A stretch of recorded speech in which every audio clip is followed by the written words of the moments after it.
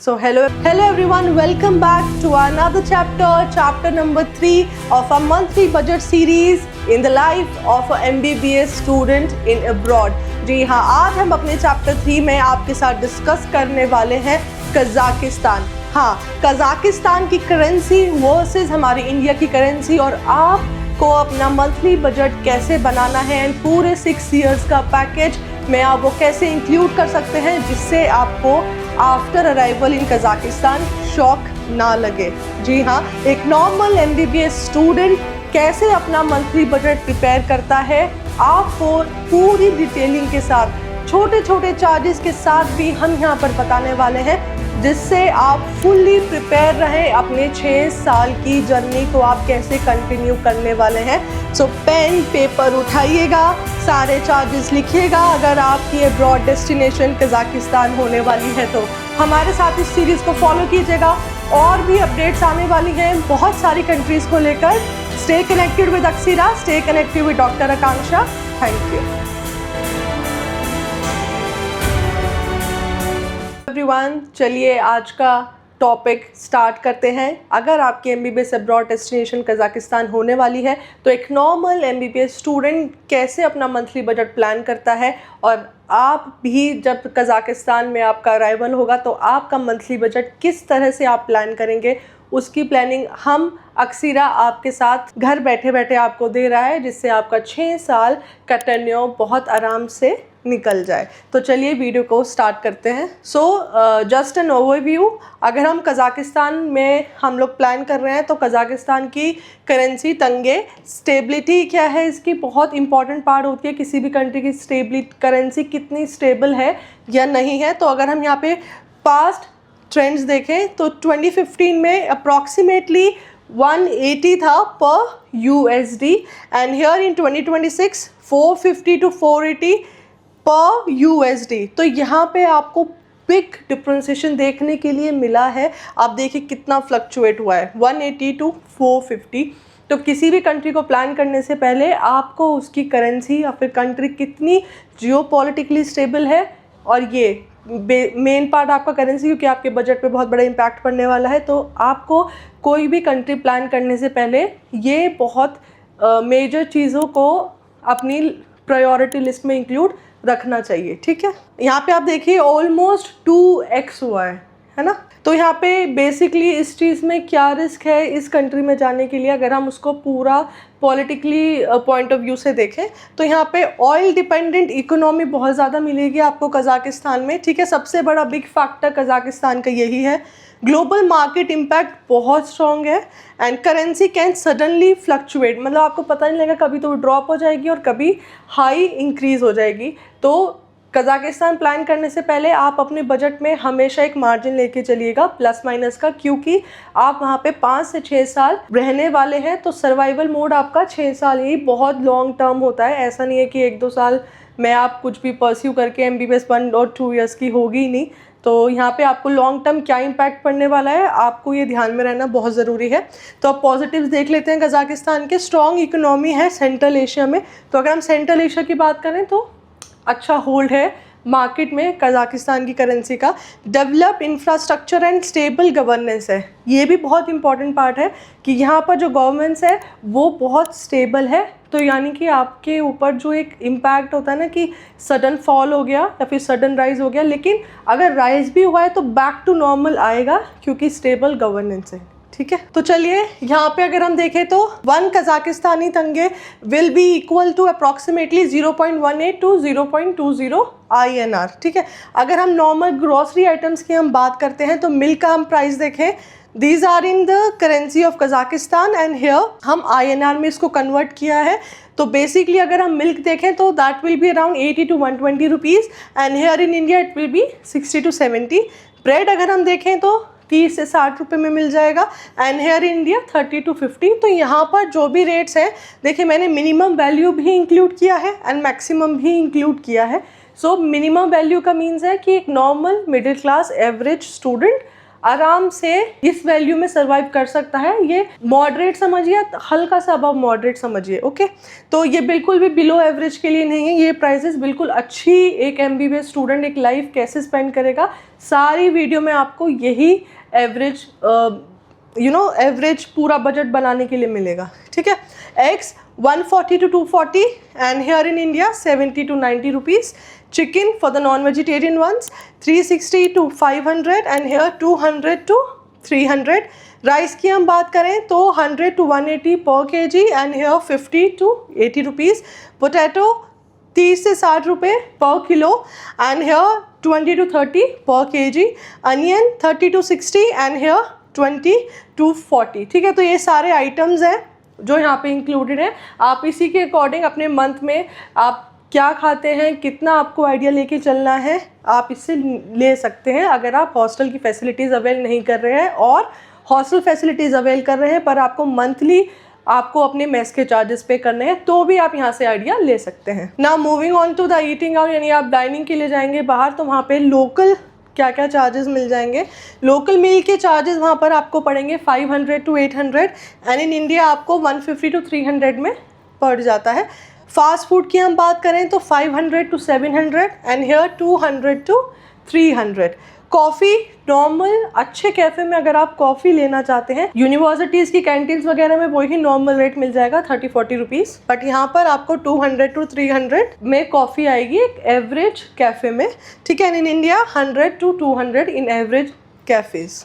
So now अब बात करते हैं कि अगर आप बाहर, ऑब्वियसली आप सिर्फ हॉस्टल, यूनिवर्सिटी और अपने शेयर्ड अपार्टमेंट से या फिर यूनिवर्सिटी तक नहीं रहेंगे, बाहर का भी आपका बिल हमेशा मंथली में ऐड होता ही है किसी भी स्टूडेंट का। तो जस्ट फॉर एन आइडिया अगर हम देखें तो लोकल मील्स की हम बात करें तो 300 से 500 किर्गिज सोम, ये पूरी करेंसी आपको किर्गिस्तान सोम में है एंड उसका कन्वर्जन हमने यहाँ पे INR में किया है, तो that will be approximately 300 to 500 INR Indian rupee. And in India में आप देखें तो 150 to 300 आपको लोकल मील्स मिल जाती हैं। फास्ट फूड की हम बात करें तो 350 से 500 एंड हियर इट्स 200 to 300। अब एक नॉर्मल बहुत बेसिक होता है चाय या कॉफ़ी। ठीक है, तो हर स्टूडेंट को प्रेफर करते हैं कि हम किसी भी कंट्री में बिल्स देखते हैं, अगर नॉर्मल रेस्टोरेंट में जाते हैं तो हम चपातीज़ का रेट देखते हैं कि तंदूरी चपाती एंड ऑल बटर चपाती कितने रेट में पड़ती है, तो उससे आइडिया हो जाता है कि रेस्टोरेंट का एवरेज कितना है। तो ऐसे ही हमने यहाँ पे कॉफ़ी रखा है, तो बेसिकली आप कैंटीन्स में, यूनिवर्सिटी की कैंटीन्स में लेते हो तो नॉर्मल रेट में आपको पड़ जाता है 20-30 रुपीज़, बट अगर आप एक प्रॉपर कैफ़े में अगर कॉफ़ी के लिए अगर हम नॉर्मल प्राइस देखें तो ये अच्छे कैफ़े का आपको 150 to 250 पड़ता है, और जो हमारे इंडिया में भी 100-200 पड़ जाएगा normal cafe, not the premium ones. Okay, so now moving on to a third most important point, that is the transport. क्योंकि आप जिस भी सिटी में हैं वहाँ पे आप ट्रांसपोर्ट की फैसिलिटी ज़रूर अवेल करेंगे। ठीक है, तो डिपेंड करता है कि यहाँ पर मिनी बस का अगर हम देखें तो यहाँ पे ₹10 to 20 है एंड ये चार्जेस मैं आपको पर राइड बता रही हूँ। ओके, एंड इन इंडिया में 10 to 30 ही लगता है आपको। मंथली पास की अगर हम बात करें तो 700 to 1200 एंड हियर 1000 to 2000। ठीक है, टैक्सी पर किलोमीटर की हम बात करें, इफ़ यू प्रेफर कैब्स है ना, तो उसके लिए 15 to 25 पर kilometres and here in India भी आपको 15 से 25 रुपये पर किलोमीटर के हिसाब से चार्जेस पड़ जाते हैं। तो ये ट्रांसपोर्ट सिस्टम है हमारा किर्गिस्तान में। ठीक है, नाउ ये भी बहुत इंपॉर्टेंट पार्ट है रेंट का। अगर कोई भी student after first year hostel की फैसिलिटीज़ को अवेल नहीं करना चाहते हैं and they want to shift in the shared apartments with their friends, और अगर आप अकेले भी रहना चाहते हैं तो उसके लिए आपका मंथली बजट पे क्या इम्पैक्ट पड़ेगा, तो मैं आपको वहाँ के चार्जेस बता देती हूँ। अगर आप शेयर्ड रूम लेते हैं तो इन INR आपको 8,000 to 15,000 पड़ेगा, मिनिमम 8,000 तो पड़ेगा पर पर्सन, दैट इज़ पर स्टूडेंट। ठीक है, ये बिल्कुल मॉडरेट लेवल के आपको अपार्टमेंट के मैंने रेट्स बताए हैं। 15,000 इज़ द प्रीमियम वन जो एक सिंगल पर्सन को पड़ेगा। ठीक है, in India 4K to 10K, India का तो रेट्स हम ऑब्वियसली जानते ही हैं आइडिया से। अगर आप 1 BHK अपार्टमेंट लेते हैं उसमें आपको फुल्ली फर्निश्ड 1 BHK अपार्टमेंट मिलता है यहाँ पे भी अगर अनफर्निश्ड अपार्टमेंट आप लेंगे तो चार्जेस ऑब्वियसली कम हो जाएंगे, बट मैंने यहाँ पर 1 BHK apartment outside the city, that means city centre से आप जितने भी डिस्टेंस में लेंगे तो चार्जेस कम होंगे, तो उसी के हिसाब से चार्जेस है 15,000 to 30,000। 50,000 मॉडरेट फर्निश्ड अपार्टमेंट, इसमें आप शेयरिंग बेसिस पे भी रह सकते हैं, तो आप डिवाइड कर लीजिएगा 15/2, ठीक है। इन इंडिया आपको 8K to 18K पे मिल जाता है। अगर आप सिटी सेंटर में 1 BHK अपार्टमेंट देख रहे हैं, furnished one, not unfurnished, I am talking about the furnished one, तो यहाँ पे आपको मिल जाएगा 30,000 to 60,000 की रेंज में। तो 1 BHK अपार्टमेंट बहुत स्पेशियस होता है और उसमें आप शेयर्ड बेसिस में भी रह सकते हैं, ठीक है, कोई प्रॉब्लम नहीं आएगा। Now moving on to the other charges जो बहुत इंपॉर्टेंट है, और हम बच्चा जो भी ट्रैवल करता है वो इसको इंक्लूड करना भूल जाते हैं, क्योंकि हम जैसे ही लैंड करते हैं कंट्री में तब हमको याद आता है हमको सिम भी लेना है, इंटरनेट्स भी लेने हैं, रिचार्ज भी होंगे मंथली, तो ये उसका मैं आपको आइडिया दे देती हूँ। अगर आप इंटरनेट की बात करते हैं तो 800 to 1500 and in India 500 to 800 का आपका नॉर्मल वाईफाई का बिल आ जाता है अगर आप शेयर्ड अपार्टमेंट्स में भी रहेंगे, ठीक है। यूटिलिटीज़ अदर्स को हम प्लस माइनस कर देते हैं, +-2 to 6,000 and India 1500 to 4,000। Mobile के रिचार्जेस आपके वेरी करेंगे, हायर नोट पे आप जितना लेना चाहते हैं वो ठीक है, बट हॉस्टल यूनिवर्सिटीज़ में वाईफाई तो रहता ही है, बट नॉर्मल फ़ोन में तो रिचार्ज आपको करना ही पड़ेगा, तो it's 200 to 500 and in India it's 200 to 400। So now अगर हम पूरा समरी लेते हैं कि मंथली इम्पैक्ट कैसे होगा, आपको अपनी बजट की प्लानिंग कैसे करना है, तो अगर हम रेंट देखते हैं तो दैट विल बी 15K पर स्टूडेंट, है ना। इंडिया में 8K से 15K। अब आप ये इसको ना कंपेयर कर सकते हैं। My motive behind this video is कि आप जिस भी कंट्री को सिलेक्ट कर रहे हैं आप इंडिया से उसको कंपेयर करके देख सकते हैं, तो काइंड ऑफ ये बिल्कुल अप्रॉक्सीमेट चार्जेस हैं, तो आपके दिमाग में एक आइडिया बन जाता है कि हमको इतना बजट लेकर चलना है, प्लस माइनस उसमें थोड़ा बहुत होता रहेगा, that's not a big deal, ठीक है। फूड का अगर हम देखते हैं तो आपको 10K के अराउंड पड़ेगा, और अगर आप 1 BHK अपार्टमेंट में शेयर्ड बेसिस या फिर अपने फ्रेंड के साथ शेयर कर रहे हैं तो ये भी आपका डिवाइड हो जाता है, ठीक है।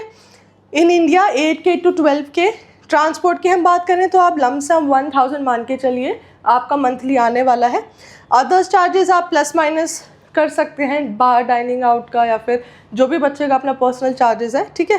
तो टोटल अगर हम बात करें मंथली एक्सक्लूडिंग हॉस्टल्स, अगर आप ऑप्ट नहीं करते हैं तो आपके चार्जेस अराउंड 30,000 आएंगे। इसको आप शेयरिंग में लेंगे तो ये और कम हो जाएगा, तो लमसम आप मान के चलिए रफली एस्टिमेट 20,000 तो एक स्टूडेंट का आ ही जाएगा अगर वो हॉस्टल के बाद शेयर्ड अपार्टमेंट में इन किर्गिस्तान रहना चाहता है तो, ठीक है। तो आप इस तरह से अपने पूरे 5 साल का, दैट मीन्स 1 साल तो आप हॉस्टल में रहेंगे, आप उसका पैसा दे ही रहे हैं, बाकी के जो बचे हुए ईयर्स हैं उसका आप मंथली बजट ऐसे टोटल कर सकते हैं, एंड देन आप अपने हिसाब से पूरा 6 साल का पैकेज बनाइए कि आपका लमसम इतना अमाउंट खर्च होने वाला है, ठीक है। So now that's it. Thank you मेरे साथ इस वीडियो में बने रहने के लिए। प्लीज़ हमारी ये सीरीज़ ज़रूर फॉलो कीजिएगा।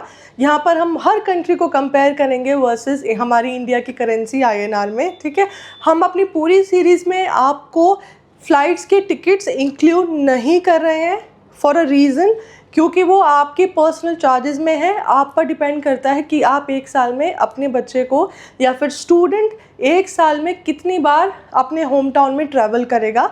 एंड फ्लाइट के चार्जेस जो हैं वो हमेशा फ्लक्चुएट करते रहते हैं, कभी ऑफ सीज़न में बहुत कम होते हैं, ऑन सीज़न में तो वो ज़्यादा होते ही हैं। तो ये आपको खुद प्लान करना होगा accordingly depending upon your vacations और सेमेस्टर ब्रेक्स, ठीक है। तो ऐसी और भी अपडेट्स के साथ हमारे साथ बने रहिएगा। Stay connected with Aksira, stay connected with doctor Akanksha. Thank you.